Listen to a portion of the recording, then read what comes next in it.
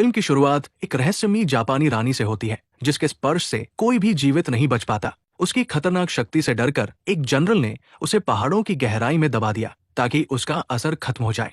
सदियों बाद एक खोजकर्ता रिचर्ड उसकी कब्र ढूंढने में पागलपन की हद तक उतर आता है। इस जुनून में वह अपने परिवार तक को भुला देता है। उसकी एक बेटी लारा है जिसे उसने बचपन में ही छोड़ दिया था।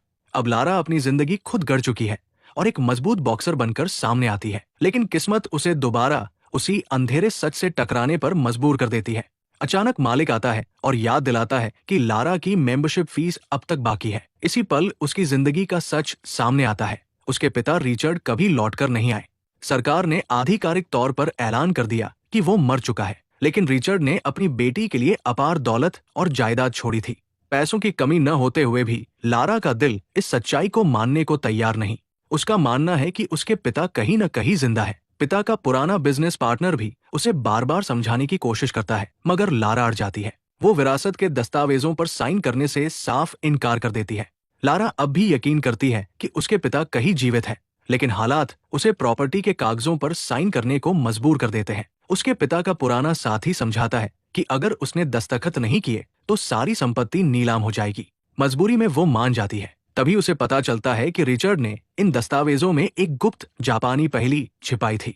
पहेली सुलझाने पर उसे एक रहस्यमयी नोट मिलता है। नोट पढ़ते ही लारा अपनी असली शक्ति और साहस को पहचान लेती है। सुराग उसका रास्ता उस जगह तक ले जाता है जहां उसके पिता की कब्र होने का संकेत मिलता है। वहां पहुंचकर वो अपने पिता के नाम का पहला अक्षर दबाती है और दरवाजा खुलने लगता है। लारा उस चाबी से दरवाजा खोलती है जो उसे मिली थी। अचानक गुफा का विशाल द्वार खुल जाता है और वो भीतर पहुंचती है। अंदर जाकर उसे एहसास होता है कि उसके पिता ने यहाँ काफी समय बिताया था। वहीं उसे एक पुराना कैमरा मिलता है जिसमें रिचर्ड का रिकॉर्ड किया हुआ संदेश छिपा था। वीडियो चलाते ही उसके पिता की आवाज गूंजती है, मैं इसलिए दूर चला गया था ताकि ये साबित कर सकूं कि रहस्यमयी शक्तियां अब भी इस दुनिया में मौजूद है। तभी मुझे जापानी रानी के बारे में सुराग मिला। तुम्हारी माँ को खोने के बाद मेरा मन टूटा हुआ था और उसी रानी के मकबरे की तलाश में निकला ताकि शायद आत्माओं की दुनिया से तुम्हारी माँ को वापस ला सकूं।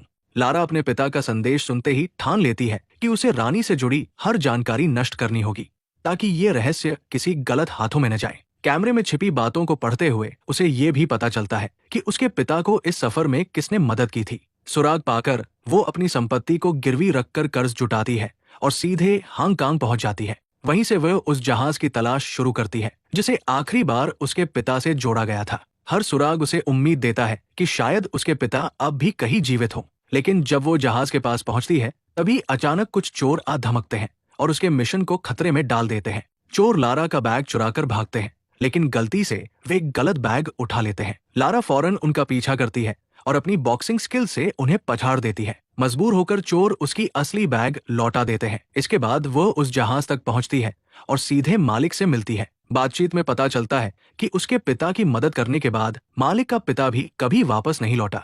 मालिक को अब तक नहीं पता कि उनका क्या हुआ, वे जिंदा है या नहीं। लारा उसे यकीन दिलाती है कि अगर वे मिलकर सुराग जोड़े तो अपने पिताओं को ढूंढ सकते हैं। उसे अपने पिता की छोड़ी जानकारी से एक रहस्यमयी द्वीप का पता चल चुका था।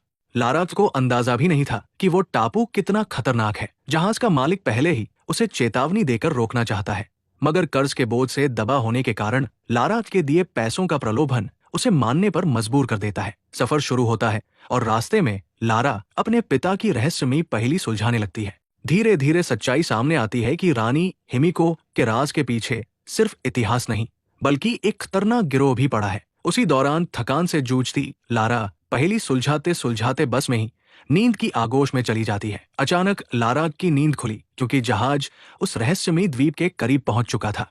समुद्र की लहरें विकराल हो रही थी और जहाज का मालिक उसे संभाल नहीं पा रहा था। उसने घबराकर लारा से कहा कि अब कूदना ही बेहतर है। तभी लारा अपने पिता से जुड़े कागजात समेटने लगी, लेकिन तेज लहरें उस पर टूट पड़ी और सब कुछ बहा ले गई। तूफान इतना प्रचंड था कि लारा ने समंदर में छलांग लगा दी। देखते ही देखते जहाज चट्टानों से टकराकर टुकड़ों में बिखर गया।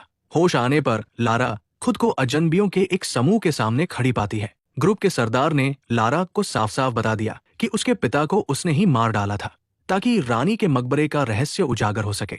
वे लोग लारा के बैग से उसके पिता की डायरी छीन लेते हैं और उसे मजदूरी कराते हुए हिमिको तक पहुंचने की तैयारी करते हैं। उसी बीच जहाज का मालिक भी कैद में मिलता है। मौका पाकर वो लारा की मदद करता है और भागने को कहता है, लेकिन भागते समय लारा गहरे पानी में गिर जाती है। डूबते हुए उसकी नजर एक दुर्घटनाग्रस्त विमान पर पड़ती है। वो उससे चिपक जाती है, मगर उसका वजन विमान को और डुबाने लगता है, जिससे वो फंसी रह जाती है। तेज हवाओं और उफनते पानी के बीच लारा पूरी ताकत से दौड़कर टूटे हुए विमान के हिस्से को पकड़ लेती है। अभी वो सांस संभाल ही रही होती है कि प्लेन नीचे की ओर गिरने लगता है। गिरते समय उसे अचानक एक पैराशूट मिलता है। हिम्मत दिखाते हुए वो उसे खोलती है और घने जंगल में उतर आती है। रात गहराती है, चारों ओर सन्नाटा है और मदद के लिए कोई नहीं दिखता। तभी एक अजनबी उसे देखकर अचानक भाग खड़ा होता है। जिज्ञासा से भरी लारा उसका पीछा करती है और चौंक जाती है जब देखती है कि वह व्यक्ति उसका खोया हुआ पिता है। बरसों बाद बेटी को देखकर पिता की आंखों में खुशी छलक उठती है। लारा की आंखें आंसुओं से भरी थी। सुबह होते ही वो अपने पिता को सब बताती है, कैसे उस खतरनाक ग्रुप ने उनकी किताब छीन ली, जिसमें रहस्य से जुड़ी सारी जानकारियां थी। ये सुनकर उसके पिता गुस्से से कांप उठते हैं और कहते हैं, लारा, क्या तुमने मेरा संदेश अनसुना कर दिया? मैंने साफ कहा था कि इन सबको नष्ट करना जरूरी है, वरना पूरी दुनिया खतरे में पड़ जाएगी। पिता की बात सुनकर लारा समय बर्बाद नहीं करती। वो तुरंत निकल पड़ती है और अपने तीरकमान के साथ उन दुश्मनों पर टूट पड़ती है। हर वार में उसके साहस और दृढ़ निश्चय की ताकत झलकती है। काफी खोजबीन के बाद आखिरकार कब्र का स्थान मिल जाता है, मगर उसके असली द्वार का कोई निशान नहीं दिखता। तभी लारा के पिता भी वहां पहुंचते हैं, जिन्हें ग्रुप का सरदार कैद कर लेता है। अब रहस्य का समाधान केवल लारा के हाथों में होता है। अपनी बुद्धि का इस्तेमाल कर वो कठिन पहेली सुलझाती है और छिपा हुआ दरवाजा धीरे धीरे खुल जाता है। सब लोग सावधानी से भीतर प्रवेश करते हैं, लेकिन एक छोटी सी चूक एक सदस्य की जान ले लेती है। आगे बढ़ते हुए वे एक गहरी खाई देखते हैं, जिसके नीचे ढेरों कंकाल बिखरे पड़े थे। ये नजारा देखकर सभी सन्न रह जाते हैं। तभी उनकी नजर दीवार पर एक नई पहेली पर पड़ती है, मगर उसी पल गुफा का द्वार अचानक बंद हो जाता है। अचानक जमीन उनके पैरों के नीचे से खिसकने लगी, लेकिन लारा ने किसी तरह खुद को गिरने से बचा लिया। वे सब दीवार के पास लौटते हैं, जहां पहेली से एक नया मार्ग निकलता है। अब वे अलग अलग रंगों के सुराग आजमाते हैं, मगर कोई मेल नहीं खाता। तभी लारा को एहसास होता है कि हरा रंग आजादी का प्रतीक है। वो तुरंत हरा निशान बना देती है, जबकि नीला और लाल अधूरे रह जाते हैं। इसी पल गुप्त दरवाजा खुल जाता है। सामने रानी का मकबरा दिखाई देता है। वे सावधानी से उसे खोलते हैं तो भीतर रानी पहले एक साधारण स्त्री जैसी लगती है, लेकिन कुछ ही क्षणों में उसका रूप बदलकर भयावह कंकाल में तब्दील हो जाता है। ग्रुप का एक आदमी रानी के शव को उठाने की कोशिश करता है, लेकिन उसके हाथ में पहले से घाव था। जैसे ही उसने छुआ, संक्रमण तेजी से फैल गया और वो तड़पते हुए वहीं मर गया। ये देख सब घबरा जाते हैं। तभी लारा की नजर पास की पेंटिंग पर पड़ती है और सारा रहस्य साफ हो जाता है।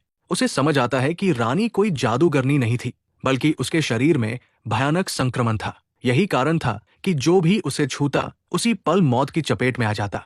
नीतिग्राही नहीं रहा, उसने बिना हिचक रानी की उंगली पकड़कर काट डाली।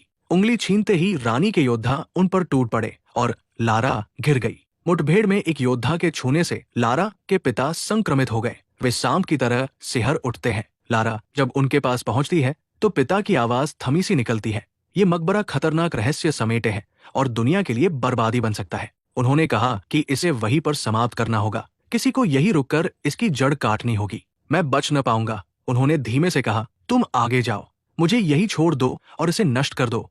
बरसों बाद पिता से मिलकर उन्हें खोना लारा के लिए असहनीय था। वो फूट फूट कर रोती है और भारी मन से अंतिम विदाई देती है। इसके बाद उसका गुस्सा उसे नेता की खोज में ले जाता है। जैसे ही वो मिलता है, लारा पूरी ताकत से उस पर हमला करती है और दोनों के बीच भयंकर लड़ाई छिड़ जाती है। नेता भी पलटवार करता है, मगर लारा चालाकी दिखाते हुए उसकी छिनी हुई उंगली उसके मुंह में ठूंस देती है और फिर उसे कंकालों के ढेर में धकेल देती है। तभी मकबरे के अंदर विस्फोट होता है। लारा पूरी जान लगाकर दौड़ती है और दरवाजे तक पहुंचती है, मगर बाहर निकलने से पहले ही फंस जाती है। लारा की किस्मत थी कि जहाज का मालिक समय पर पहुंच गया और उसने उसे बचा लिया। तभी एक हेलीकॉप्टर आया और सबने मिलकर उसे हाईजैक कर लिया। आखिरकार वे लोग उस खतरनाक द्वीप से निकलने में सफल हो गए। इसके बाद दृश्य लंदन का है, जहां लारा अपने पिता की संपत्ति औपचारिक रूप से स्वीकार करती है। कंपनियों की सूची पर नजर डालते हुए उसे एक ऐसी संस्था का पता चलता है जो रहस्यमयी वस्तुएं इकट्ठी कर दुनिया पर राज करना चाहती है। हैरानी की बात ये निकलती है कि उसके पिता की पुरानी बिजनेस पार्टनर ही उस खतरनाक कंपनी की असली मालिक है। फिल्म की शुरुआत में जिस महिला को हमने देखा था, उसका असली मकसद यही था कि लारा को बिजनेस की उलझनों में फंसा कर रखा जाए ताकि वो अपने असली मिशन से भटक जाए। लेकिन सच्चाई सामने आने के बाद लारा अब किसी भी कीमत पर पीछे हटने वाली नहीं थी। उसने तय कर लिया कि वो इस साजिश का डटकर सामना करेगी और अपने रास्ते को कोई रोक नहीं पाएगा। यहीं पर कहानी अपने रोमांचक मोड़ पर खत्म होती है। देखने के लिए धन्यवाद।